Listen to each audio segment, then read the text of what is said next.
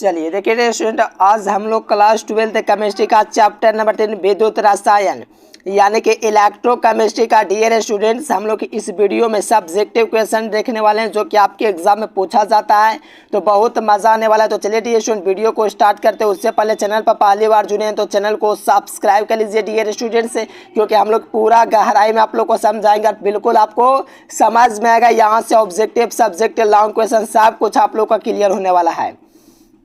तो चलिए dear student last तक बना रहा। जो विद्यार्थी पीडीएफ लेना चाहते इस नंबर पर कांटेक्ट जरूर कीजिएगा। चलिए कहा जा रहा है कि विद्युत रसायन यानी कि देखिए विद्युत रसायन क्या है, आप लोगों से पूछा जा रहा है व्हाट इज द इलेक्ट्रोकेमिकल। ठीक है ना डियर स्टूडेंट, कि विद्युत रसायन क्या है। तो देखो विद्युत रसायन जो होता है दोस्तों एक भौतिक रसायन की वह शाखा होता है, यानी कि भौतिक रसायन की वह शाखा जिसके अंतर्गत विद्युत रासायनिक अभिक्रियाओं जैसे कि विद्युत रासायनिक अभिक्रियाएं का जो होता है दोस्तों इनके प्रभाव जो होते हैं उनका अनुभव किया जाता है, उसे विद्युत रासायनिक कहते हैं।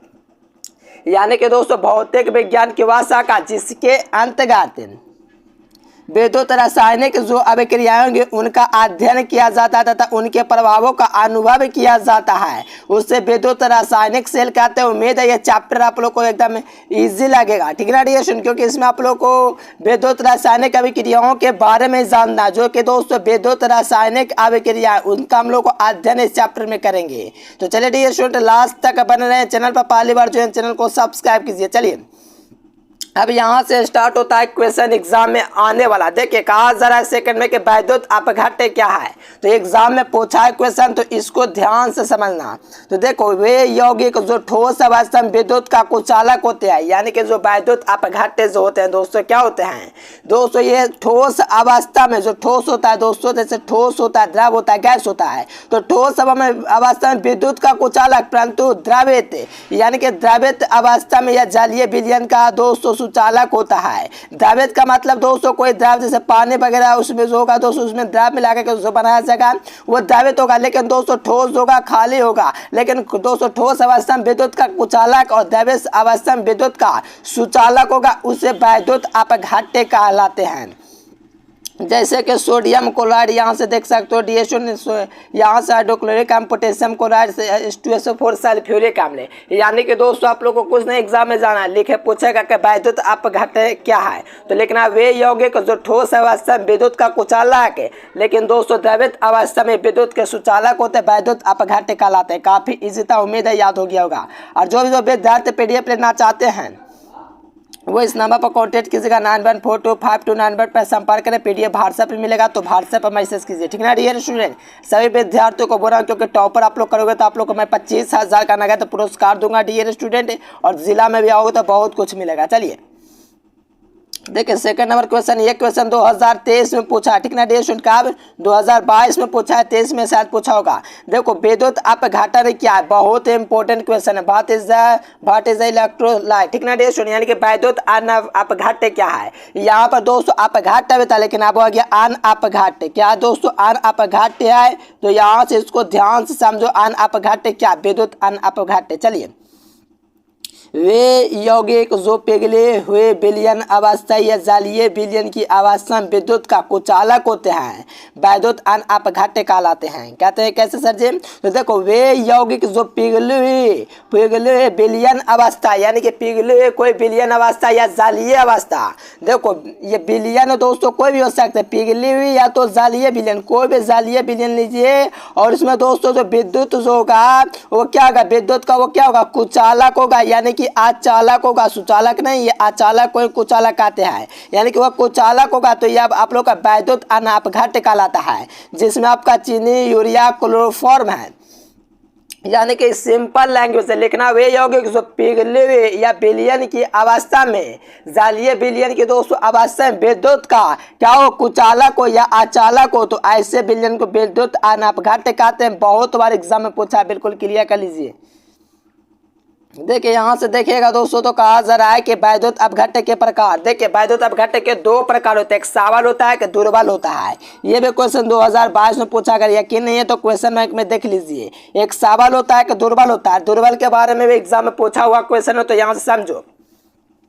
वे पदार्थ जिनका वैद्युत अपघटन किया जाए और पदार्थ पूर्णतः अपने आयनों में टूट जाए उससे दोस्तों प्रबल वैद्युत अपघट्य कहते हैं। यानी कि कहा जा रहा है कि वैसा दोस्तों पदार्थ यानी कि वैसा पदार्थ जो वैद्युत अपघटन किया जाए यानी कि उसका विद्युत अपघटन किया जाए यानी कि कोई भी ऐसा पदार्थ होगा जिसका विद्युत अपघटन करेंगे तो दोस्तों पूर्णतः अपने आयनों में टूट जाएगा। क्या टूट जाएगा? आयनों में टूट जाएगा। जैसे Na+Cl कर सकते हो, यहाँ से HCl KCl H2SO4 ये सब क्या तो आप लोग का दोस्तों क्या तो प्रबल वैद्युत अपघटन, क्योंकि ये वो पदार्थ है जिसका वैद्युत अपघटन किया जाता है तो अब अपने आयनों में टूटता है। किसमें दोस्तों? आयनों में टूटता है, जिसमें sodium chloride, hydrochloric acid, potassium chloride, H2SO4 sulphuric acid, HNO3 nitric acid. तो ये सब क्या है दोस्तों? प्रबल हैं, यानी कि इनका विद्युत अपघटन किया जाएगा तो ये अपने आयनों में टूट जाएंगे। क्या हो जाएंगे? अपने आयनों में टूट जाते हैं, उसे प्रबल वैद्युत अपघटन कहते हैं। तो यहाँ से देख सकते हो काफी इजी लैंग्वेज था।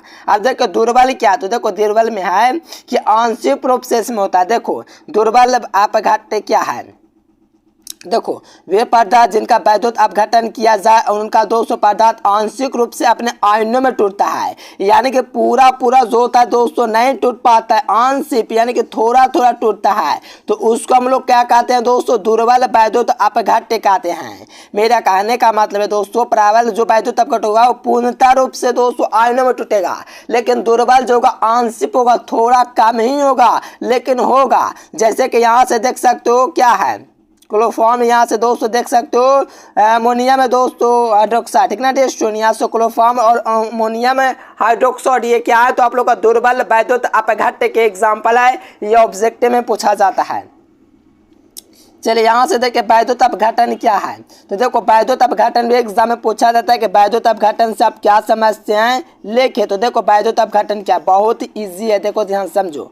किसी रासायनिक देखिए किसी यौगिक की विलयन या घोल, इसी को विलयन या घोल सॉल्यूशन सब एक ही हैं, तो किसी यौगिक के विलयन यौगिक की अवस्था में विद्युत धारा प्रवाहित कर यौगों को अपघटित करने की क्रिया को विद्युत अपघटन कहते हैं। अपघटन कहते हैं, यहाँ ध्यान रखना, ठीक ना डियर स्टूडेंट, कि किसी यौगिक को यानी कि किसी विलयन को उसमें दोस्तों विद्युत धारा किया जाता है, यानी कि किसी विलयन की अवस्था में कोई यौगिक लीजिए, मान लीजिए यौगिक लिए, ठीक ना डियर स्टूडेंट, इसमें कोई विलयन भरा हुआ है, मान लीजिए इसमें विलयन भरा हुआ है और इसमें दोस्तों धारा प्रवाहित कर यौगिक को दोस्तों क्या किया जाए? अपघटित किया जाए। तो जो अपघटित करने की जो क्रिया हो उसको हम लोग विद्युत अपघटन कहेंगे। ये आपका सबसे बेहतरीन और सटीक डिफरेंशिएशन है, आप लोग को बिल्कुल क्लियर करते चलना है।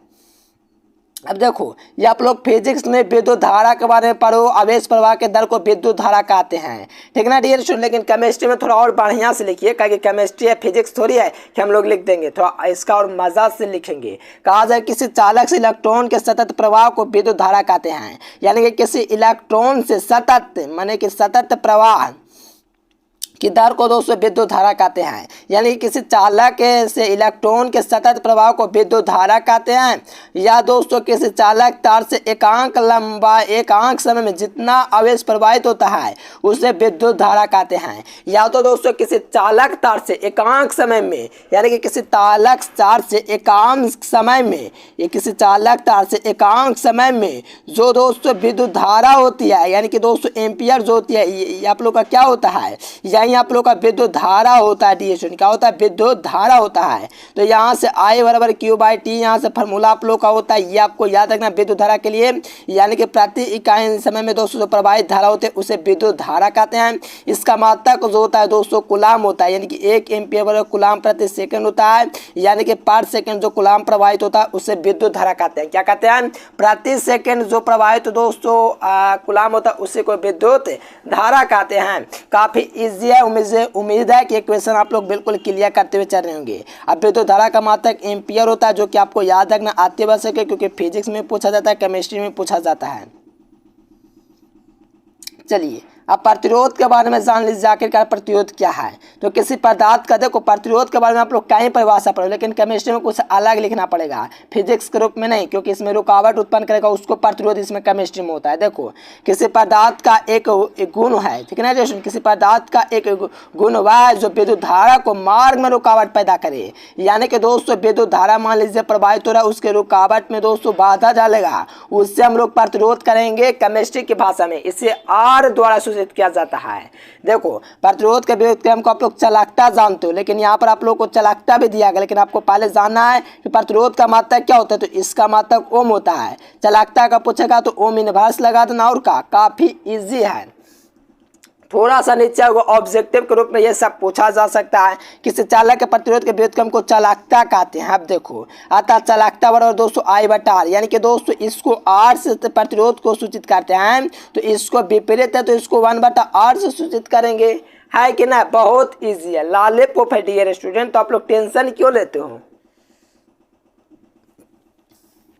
चलिए यहाँ से किसी चालक के प्रतिरोध के व्युत्क्रम को चालकता कहते हैं। चलिए अब देखिए यहाँ से सेल स्थिरांक क्या है, ये भी एग्जाम में आपका पूछा जाता है कि सेल स्थिरांक की परिभाषित करें सेल स्थिरांक का मात्रक लेके। तो आपको पता होना चाहिए सेल स्थिरांक को x के द्वारा सूचित किया जाता है। इसका जो सूत्र होता है L बटा A होता है। यहाँ से इसका मात्रक निकालेगा तो L का दोस्तों क्या निकलेगा, कूलाम मिलेगा, इसका एरिया का मीटर निकलेगा, ठीक है ना डियर स्टूडेंट, लंबाई का। चलिए यहाँ से समझिए किसी सेल के दो इलेक्ट्रोडों के बीच की दूरी तथा इलेक्ट्रॉन के अनुप्रस्थ काट के क्षेत्रफल को दोस्तों सेल स्थिरांक कहते हैं। यानी कि किसी सेल के दो इलेक्ट्रोड की दोस्तों बीच की दूरी मान लीजिए आपका L होगा। मान लीजिए रेशुन किसी चालक के दो इलेक्ट्रोड के बीच की दूरी मान लीजिए आपका L होगा दोस्तों, तथा इलेक्ट्रोड के अनुप्रस्थ काट का क्षेत्रफल A होगा। तो इसके अनुपात को हम लोग दोस्तों सेल स्थिरांक कहेंगे। क्या कहेंगे, सेल स्थिरांक कहेंगे। इसे कैपिटल x के द्वारा निरूपित किया जाता है, जिसका मात्रक कूलाम बटा मीटर होता है। ये आप लोग याद रखना, ऑब्जेक्टिव में बहुत बार पूछा है। और सेल स्थिरांक के लिए जो आप लोग का सूत्र देख रहा है L बटा A, ये भी आपका दोस्तों एग्जाम में पूछा है। तो इसको आप लोग बिल्कुल क्लियर कर लीजिए ताकि एग्जाम में आप लोगों को कोई दिक्कत ना हो, क्योंकि ये सब प्रश्न पूछा जाता है। चलिए नेक्स्ट देखिए। चलिए कहा जा रहा है दोस्तों कि इलेक्ट्रॉनिक चालकता या धात्विक चालकता क्या है, विद्युत चालकता या धात्विक चालकता क्या है। तो यहाँ से समझना, देखो कहा जा रहा है कि इलेक्ट्रॉनों के कारण दोस्तों विद्युत धारा प्रवाहित होती है। तो इस धात्विक या इलेक्ट्रॉनिक चालकता कहते हैं। यानी कि दोस्तों कहा जा रहा है कि इलेक्ट्रॉनों के कारण दोस्तों विद्युत धारा प्रवाहित होती है, और उसे दोस्तों धात्विक या इलेक्ट्रॉनिक चालकता कहते हैं। इसको प्राय दोस्तों चालकता प्राय धातुओं में होती है। ये दोस्तों इस प्रकार के दोस्त चालकता होती है प्राय धातुओं में होता है, इसीलिए दोस्तों इसको धात्विक दोस्तों चालकता भी कहा गया है। यानी कि दोस्तों इलेक्ट्रॉन के कारण विद्युत धारा प्रवाहित होने की क्रिया को धात्विक चालकता या इलेक्ट्रॉनिक चालकता कहते हैं। और इसमें दोस्तों जो होता है यह प्राय धातुओं में होता है, इसलिए इसे धात्विक चालकता भी कहा जाता है। देखो ईजी है, आप लोग समझो क्या कहा जा रहा है, बस याद करते जाओ। अब यहाँ से देखेगा तो कहा जा रहा है कि आयनिक विद्युत अपघटन चालकता क्या है। तो देखो आयनिक की बात किया आयनिक के बारे में। तो आयनिक जो विद्युत अपघटन चालकता है दोस्तों, जब आयनों के कारण विद्युत धारा प्रवाहित होती है तो उससे विद्युत अपघटन चालकता कहते हैं या आयनिक चालकता कहते हैं। यानी कि आयनों के कारण जो विद्युत धारा प्रवाहित होती है, आयनों के कारण जो विद्युत धारा प्रवाहित होती है उससे हम लोग वैद्युत अपघटन चालकता कहते हैं। यानी कि आयनों के कारण जो धारा प्रवाहित होती है उसको हम लोग क्या कहते हैं दोस्तों, तो याद रखना वैद्युत अपघटन चालकता या आयनिक चालकता कहते हैं। इसका मात्रक सीमेंस होता है। क्या सर जी, सीमेंस, हाँ ये आप लोग याद रखना, सीमेंस इसका मात्रक होता है। अब देखो ये सब क्वेश्चन बैंक में ढूंढिएगा तो बहुत बार पूछा है, 15, 16, 17, 18, 19, 20, 21, 22, जितना में खोजेगा ये सब क्वेश्चन पूछा जाता है। ये सब का रिकॉर्ड रहा, ये सब नंबर 1 क्वेश्चन है। तो अब देखो विशिष्ट चालकता, मोलर चालकता, ये सब अब आएगा। अब देखो कहा जा रहा है कि किसी चालक के प्रतिरोध, विशिष्ट प्रतिरोध, अब कहा किसी चालक का विशिष्ट प्रतिरोध क्या था, 1/r। चलिए यहाँ से देखिए, किसी चालक का विशिष्ट प्रतिरोध के व्युत्क्रम को विशिष्ट चालकता कहते हैं। यानी कि डियर स्टूडेंट विशिष्ट प्रतिरोध का मतलब है दोस्तों क्या, चालकता। यानी कि चालकता के व्युत्क्रम को विशिष्ट चालकता कहते हैं डियर स्टूडेंट। ऐसे प्राय कप्पा के द्वारा निरूपित किया जाता है। कप्पा इसको पढ़ते हैं, के नहीं कप्पा पढ़ते हैं इसको, कप्पा से निरूपित किया जाता है। अतः किसी चालक के विशिष्ट प्रतिरोध के बराबर जो होगा 201/P होगा, क्योंकि आपको पता है डियर स्टूडेंट्स क्योंकि ये विशिष्ट चालकता है। और विशिष्ट चालकता जो होता है दोस्तों इसका मात्रक ओम इनवर्स, CM इनवर्स होता है, ओम इनवर्स इनवर्स और CM इनवर्स होता है दोस्तों किसका, तो विशिष्ट चालकता का। देखो कितना इसी लैंग्वेज है, किसी चालक के विशिष्ट प्रतिरोध के व्युत्क्रम को दोस्तों विशिष्ट चालकता कहते हैं। अब विशिष्ट प्रतिरोध का मतलब, प्रतिरोध मतलब समझ जो प्रतिरोधकता को ही कहा जाएगा, ठीक ना डियर स्टूडेंट। और इसके व्युत्क्रम को क्या, इसके व्युत्क्रम को विशिष्ट चालकता कहते हैं। जैसा कि हाँ देखिए यहाँ दोस्तों सी नहीं होना चाहिए, ओम इनवर्स होगा, ओम इनवर्स। देखो यहाँ से ओम इनवर्स और मीटर इनवर्स इसका मात्रक होगा, ये विशिष्ट चालकता होगा। इसको K बराबर I/P के रूप में निरूपित किया जाता है। चलिए अब ये क्वेश्चन 5 नंबर में पूछा जाता है कि आयनिक चालकता का प्रभावित करने वाले कारकों को लिखिए। तो देखिए आयनिक चालकता को प्रभावित करने वाला 4 कारक आप लोग याद रख लीजिए, आने वाला एग्जाम में क्या है, आने वाला है। तो देखिए आयनिक चालकता को प्रभावित करने वाला दोस्तों कारक है। तो पहला कारक है दोस्तों ताप। ताप बढ़ाने पर आयनिक चालकता का मान बढ़ता है। ऑब्जेक्टिव क्लियर होता है कि ताप बढ़ाने पर आयनिक चालकता का मान क्या होता है, तो इंक्रीज करता है, बढ़ता है, क्योंकि ताप बढ़ने से आयनों की संख्या बढ़ती है। क्या होती है, बढ़ती है। तो यहाँ से आपका पहला पॉइंट हो गया। देखो यहाँ से पॉइंट भी आ गया कि ताप बढ़ने से चालकता का मान घटता है जबकि आयनिक चालकता का मान बढ़ता है। इसे ऑब्जेक्टिव में पूछा जाता है। श्यानता, देखो श्यानता बढ़ाने से विलयन की चालकता का मान बढ़ता है, यानी कि दोस्तों श्यानता बढ़ाएंगे तो विलयन की जो चालकता होगी वो इंक्रीज करेगी।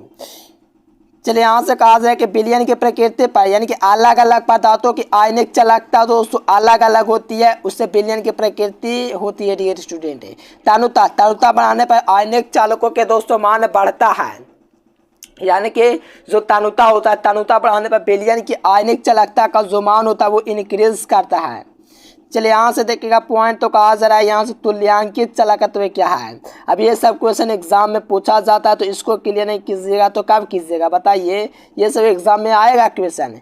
तुल्यांकित चालकता क्या, तो यहाँ से देखो किसी वैद्युत अपघट के विलयन के विशिष्ट चालकता। अब देखो कहा जा रहा है किसी विलयन की विशिष्ट चालकता, क्या डियर स्टूडेंट, किसी विलयन की विशिष्ट चालकता उस विलयन के आयतन के गुणनफल है।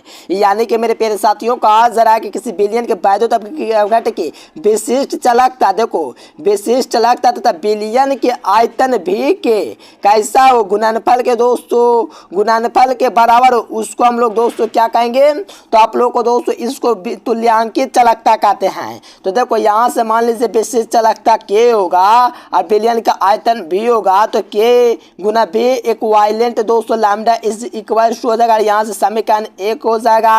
और आपको पता है डियर स्टूडेंट K गुना यहाँ से V का दोस्तों 100/E कर दिया और यहाँ से गुना हो गया दोस्तों, यहाँ से आप लोग देखिएगा तो इक्वेशन बन गया। इतने पर छोड़ देंगे डियर स्टूडेंट, तो आप लोग का ये देख करके समीकरण देख के पता चल रहा है इक्विवेलेंट दोस्तों जो होगा लैम्डा K क्रॉस V, यानी कि विशिष्ट चालकता था विलयन के आयतन के गुणनफल के बराबर है। और इसको हम लोग क्या कहते हैं, तुल्यांकित चालकता कहते हैं, ठीक ना डियर स्टूडेंट। एकदम क्लियर कर लीजिए, एग्जाम में ये सब क्वेश्चन पक्का आता है, पक्का, ठीक ना डियर स्टूडेंट। तो तुल्यांकित चालकता होगा मोलर चालकता, देखिए ये भी पूछा जाता है। अब इसको क्लियर नहीं कीजिएगा तो कब कीजिएगा डियर स्टूडेंट, एग्जाम में आता है। कहा जा रहा है कि मोलर चालकता क्या है, तो देखो जब किसी विलयन में अन्य पदार्थों का एक मोल घोल दिया जाता है तो संपूर्ण विलयन मोलर चालकता कहलाती है। यानी कि डियर स्टूडेंट जब किसी विलयन में कोई अन्य विलयन में अन्य पदार्थों का एक मोल घोल दिया जाता है, क्या एक मोल दोस्तों सॉल्यूशन घोल दिया जाता है, तो संपूर्ण विलयन की जो चालकता होगी उसको मोलर चालकता कहते हैं। इसे दोस्तों म्यू के द्वारा दोस्तों सूचित किया जाता है, ठीक ना डियर स्टूडेंट्स। इसको म्यू के द्वारा सूचित किया जाता है। इसे लेमडा एम बराबर दोस्तों क्या होता है, लेमडा एम जो होता है दोस्तों बराबर में K/C होता है, ठीक ना डियर स्टूडेंट्स, ठीक ना डियर स्टूडेंट। लेमडा एम जो होता है K/C होता है, क्योंकि आपको पता है कि जब किसी विलयन में अन्य पदार्थों का एक मोल घोल दिया जाता है तो संपूर्ण विलयन चालकता कहलाती है। और यहाँ से आप लोग देखेगा तो कि आपको शुरू में बतलाएं विशिष्ट चालकता होता है, जैसा कि आपको बतलाएं तो दोस्तों तुल्यांकित चालकता में विशिष्ट चालकता और दोस्तों आयतन के गुणनफल को विशिष्ट चालकता कहते हैं। इसमें मोलर चालकता में देखोगे तो किसी विलयन के अन्य पदार्थों का एक मोल घोल दिया जाता है तो संपूर्ण विलयन की चालकता आप लोग की मोलर चालकता होती है। यहाँ से समझते जाइए, काफी ईजी है दोस्तों। ठीक है ना डियर स्टूडेंट्स। हाँ, यहाँ से देखेगा तो सी यहाँ पर सांद्रता होगा और यहाँ पर आपको पता चल गया विशिष्ट चालकता बता सांद्रता म्यू बराबर होगा। ठीक है ना डियर स्टूडेंट, कि भाई सी हो गया। यहाँ से आप लोग देख सकते हो, ये आपका बहुत इंपॉर्टेंट पॉइंट था डियर स्टूडेंट्स। चलिए देखो मोलर चलाकतों का मात्रक जान लीजिए क्या होता है, coulomb metre square mole inverse इसका मात्रक होता है डियर स्टूडेंट्स। ठीक है ना डियर स्टूडेंट, क्या होता है। हाँ, अब यहाँ से देखेगा तो कोलोस का नियम क्या है, देखिए कोलोस का नियम आपको पता है, दो ये धनायनों और ऋणायनों का दोस्तों अनुपात कह सकते हो संयोग के बराबर होता है। यानी कि दोस्तों यहाँ से समझोगे तो यहाँ से 5 नंबर का क्वेश्चन आपका बनता है। और मेरे प्यारे साथियों 2 नंबर क्वेश्चन दिए थे, 5 नंबर में क्वेश्चन ला रहा है डियर स्टूडेंट्स। तो आप लोग टेंशन क्यों लेते हो जी, एकदम जितना पढ़ा रहा हूँ 100% लाता है। आप लोग खाली याद करते जाना, समझते जाना। पेड कोर्स जरूर ज्वाइन करना, यहाँ पर नंबर आपको दिख रहा है। किसी बिलियन की चालकता ज्ञात करने के लिए कोलोस ने एक नियम दिया जिसे कोलोस का नियम कहा जाता है। यानी कि किसी बिलियन की चालकता ज्ञात करने के लिए दोस्तों कोलोस नामक वैज्ञानिक ने एक नियम दिया जिसे कोलोस का नियम कहा जाता है। इसमें क्या है, धनायनों और ऋणायनों के संयोग के बराबर होता है। ठीक है ना डियर स्टूडेंट, ये आपका इक्वेशन आपको थोड़ा नीचे देख पा रहा होगा यहाँ पर। इसी इक्वेशन को मैं आप समझाने जा रहा हूँ, बिल्कुल ध्यान से समझना। पहले देखो, किसी बिलियन की चालकता ज्ञात करने के लिए कोलोस ने एक नियम दिया जिसे कोलोस का नियम कहा जाता है। इस नियम के अकॉर्डिंग डियर स्टूडेंट अनंत तनुता पर, यानी कि अनंत तनुता यहाँ पर देखो इन्फिनिटिव आपको दिख रहा है, अनंत तनुता पर किसी बिलियन की मोलर चालकता, अब यहाँ से किसी बिलियन की मोलर चालकता 2 मानों के योग के बराबर होती है, जिसमें से एक का मान धनायन, यहाँ से देखिए धनायन, और दूसरे का मान ऋणायन के बराबर होता है। समझ में आ रहा है कि ना। ये इक्वेशन आपको जो दिख रहा है ना, ये वाला इक्वेशन को समझना है। यानी कि दोस्तों किसी बिलियन की चालकता ज्ञात करने के लिए कोलोस ने एक नियम दिया जिसे कोलोस का नियम कहा जाता है। इस नियम अनुसार दोस्तों अनंत तनुता पर, यानी कि दोस्तों यहाँ से देखो यहाँ अनंत हो गया, यहाँ पर देखो यहाँ पर आपको देख पा होगा अनंत, यहाँ पर सिंबल दिख रहा होगा। अनंत तनुता पर किसी बिलियन की मोलर चालकता, किसी बिलियन की मोलर चालकता 2 मानों के योग के बराबर होता है, धनायन और ऋणायन की। ठीक ना डियर स्टूडेंट, ये आपका कोलोस का नियम हो गया। थोड़ा सा नीचे आएंगे, कोलोस के नियम का अनुप्रयोग जानेंगे और एग्जाम में 5 नंबर में पूछा जाता है जी। तो देखो वियोजन की मात्रा ज्ञात करने के लिए कोलोस का नियम का अनुप्रयोग किया जाता है। तो देखो वियोजन की मात्रा कैसे निकाला जाता है, किसी दिए गए सांद्रता पर बिलियन की मोलर चालकता, किसी दिए गए सांद्रता पर मोलर चालकता अनंत तनुता के किसी बिलियन के मोलर चालकता का अनुपात को वियोजन की मात्रा कहते हैं। यानी कि डियर स्टूडेंट यहाँ से देखिएगा अल्फा जो होगा दोस्तों पाई के पावर सी एम, और दोस्तों पाई के पावर दोस्तों इन्फिनेटिव जो होगा दोस्तों इन्फिनेटिव यहाँ से कीजिए और यहाँ से क्या हो जाएगा एम हो जाएगा। यानी यहाँ से देखिएगा तो आपको पता है किसी दी गई सांद्रता पर बिलियन की, यानी कि किसी दी गई बिलियन की सांद्रता पर मोलर चालकता और अनंत तनुता पर दोस्तों किसी बिलियन की मोलर चालकता के अनुपात को वियोजन की मात्रा कहते हैं। यानी कि डियर स्टूडेंट यहाँ पर परिभाषित लिखा है, उस सिंबल आप लोग लगा लेना। इस प्रकार से आप लोग जानते हो इन्फिनेटिव इस प्रकार से लिखते हैं। ठीक ना डियर स्टूडेंट, तो यहाँ से आपको पता है कि पाई सी एम और दोस्तों पाई के अनंत और एम, ये आपका दोस्तों क्या वियोजन की मात्रा है। जहां यहाँ पर आपको दे दिया गया डियर स्टूडेंट पाई से एम दी गई सांद्रता पर मोलर चालकता है। देखिए यहाँ पर आप लोग शुरू में देखेंगे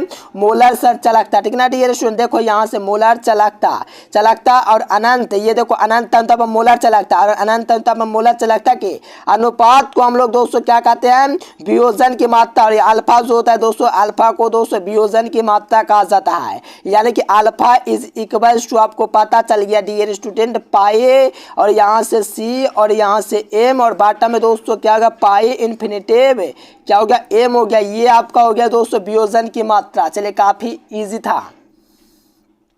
फैराडे के विद्युत अपघटन 2 नियम है। देखो फैराडे के विद्युत अपघटन 2 नियम है, जिसमें से पहला नियम m बराबर ZC का आता है, जो कि आपको पता होना चाहिए डियर स्टूडेंट, और एग्जाम में ऑब्जेक्टिव और सब्जेक्टिव 5 नंबर में पूछा जाता है। तो देखो पहला नियम क्या है, विद्युत अपघटन की क्रिया में इलेक्ट्रोड पर मुक्त हुए पदार्थों की मात्रा प्रवाहित आवेश के समानुपाती होता है। अब देखो विद्युत अपघटन की क्रिया में क्या दोस्तों, विद्युत अपघटन की क्रिया में इलेक्ट्रोड पर मुक्त हुए पदार्थों की मात्रा, यानी कि दोस्तों इसका मास क्या दोस्तों, इलेक्ट्रोड पर मुक्त हुए पदार्थों के मात्रा यानी कि मास प्रवाहित आवेश के कैसा है, आवेश के कैसा है, समानुपाती है। कैसा है, समानुपाती, यानी कि प्रवाहित आवेश होगा। मान लीजिए यहाँ से थीटा आपका हो गया, जो भी मान सकते हैं, मैंने तो थीटा समय माना है। तो यहाँ से दोस्तों आपको प्रवाहित मात्रा थीटा हो गया, तो एम समानुपाती थीटा हो गया। अब यहाँ से आपको पता है एम समानुपाती की जगह कोई कांस्टेंट स्थिरांक रख सकते हैं।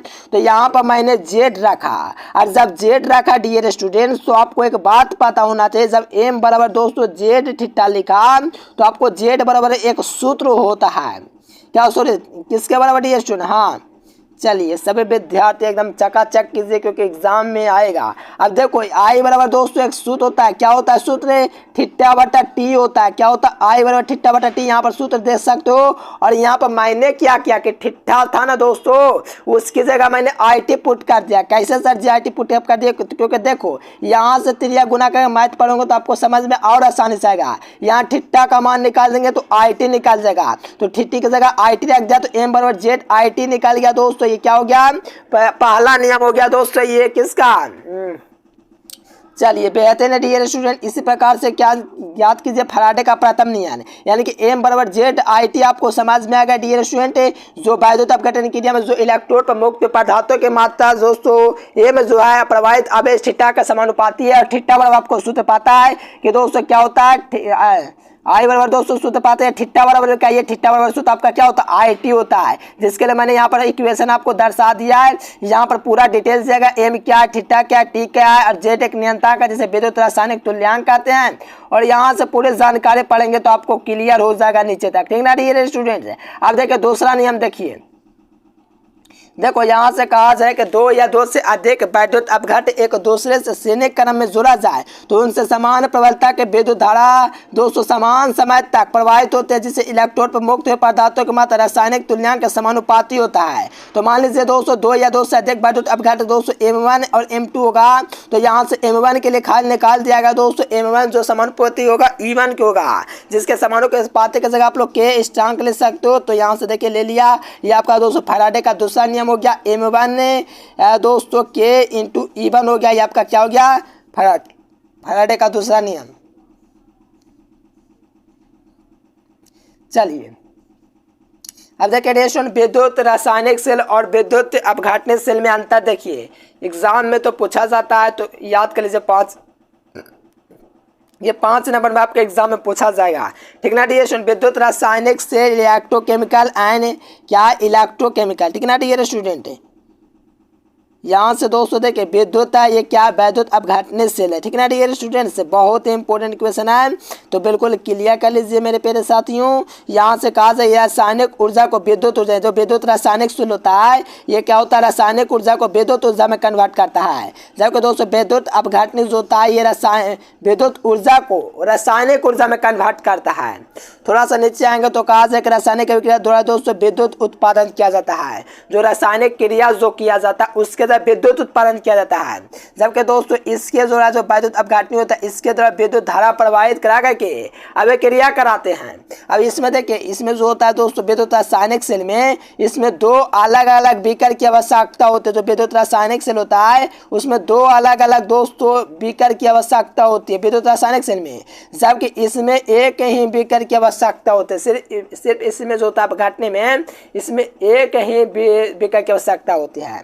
देखो विद्युत रासायनिक में दोनों इलेक्ट्रॉन अलग अलग विलयन में डूबे रहते हैं, यानी कि देखो इसमें दो अलग बीकर की आवश्यकता होगी तो दोनों अलग अलग में डूबा रहेगा, जबकि इसमें एक ही विलयन में रहता है तो एक ही को में डूबा रहेगा।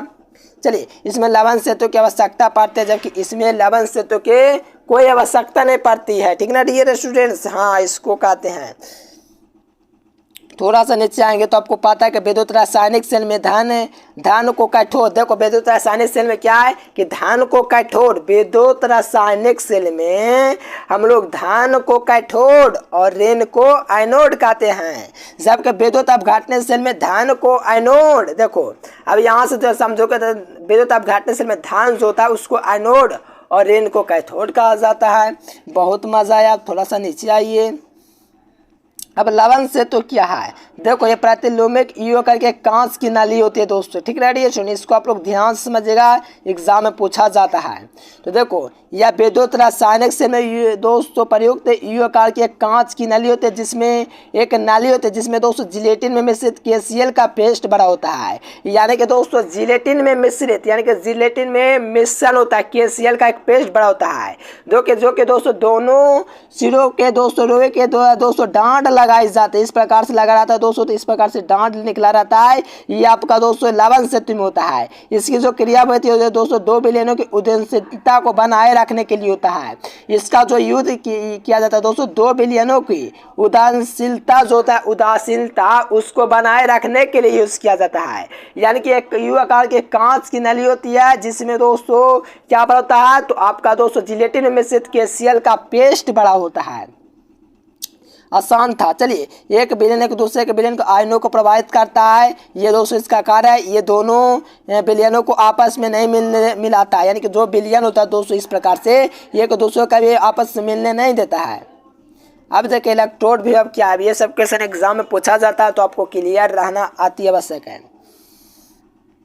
चलिए, कहा जा रहा है कि जब किसी विलयन के क्षण को किसी धातु लवण के विलयन में डुबाते हैं। देखो, जब किसी धातु के क्षण को जब किसी धातु के क्षण को उसी धातु के लवण के विलयन में डुबाया जाता है। यानी कि डियर स्टूडेंट, मान लीजिए कोई विलयन आप लोग ले लीजिए, उसमें अगर दोस्तों किसी धातु के लवण को विलयन में डुबाते हैं, तो धातु की जो क्षण होते हैं दोस्तों, धातु के पर सापेक्ष दोस्तों क्या हो जाती है, इसके प्रति दोस्तों क्या होते हैं, धन आवेशित या ऋण आवेशित हो जाते हैं। जो का ये धन आवेशित या ऋण आवेशित हो जाते हैं, जिसके कारण दोस्तों विलयन उस क्षण के बीच विभवांतर उत्पन्न हो जाता है। देखो प्लस माइनस होगा दोस्तों तो लड़ाई तो होगा, जिसमें एक विभवांतर उत्पन्न होता है, जिसे इलेक्ट्रोड विभव कहते हैं। यानी कि दोस्तों आप लोग को एकदम आंख मुन्ना लिखना है। जब किसी विलयन को दोस्तों एक ही विलयन में दोस्तों रखा जाता है, तो धातु की जो क्षण होती है धन आवेशित और ऋण आवेशित हो जाता है। उसके दौरान विलयन की क्षण के बीच एक विद्युत विभवांतर उत्पन्न होता है। उस विभवांतर को हम लोग इलेक्ट्रोड विभव कहते हैं। कितना इजी लैंग्वेज, इतना बेहतरीन और आसान लैंग्वेज कहीं नहीं लिखेगा, लिख लीजिए, कहीं नहीं मिलेगा। अब देखिए विद्युत रासायनिक श्रेणी क्या है, तो देखिए यदि किसी तत्वों को उनको बढ़ते हुए इलेक्ट्रोड विभव के क्रम में रखा जाए, तो तत्वों की एक श्रेणी प्राप्त होती है, जिसे विद्युत रासायनिक श्रेणी कहते हैं। यानी कि दोस्तों तत्वों को उनको बढ़ते हुए मानव इलेक्ट्रोड के क्रम में रखा जाए, तो तत्वों की एक श्रेणी प्राप्त होगी, जिसे विद्युत रासायनिक श्रेणी कहेंगे।